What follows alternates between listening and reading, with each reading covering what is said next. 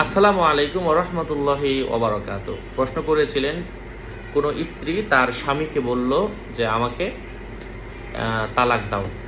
স্বামী বলল মেনে নিলাম, তালাক দিয়েছি এই কথাটা বলে নাই।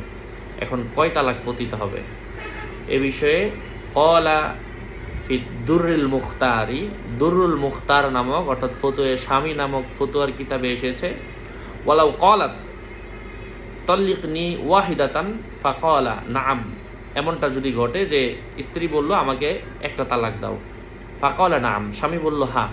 ওই যে এখানে যেমন আগে যেমন প্রশ্নের বর্ণনার ক্ষেত্রে বলেছিল হ্যাঁ মেনে নিলাম, ঠিক স্বামী বলল হ্যাঁ, নাম ইয়াকা ওয়াহিদাতান বাইনাতান, তখন বায়েন তালাক পতিত হবে।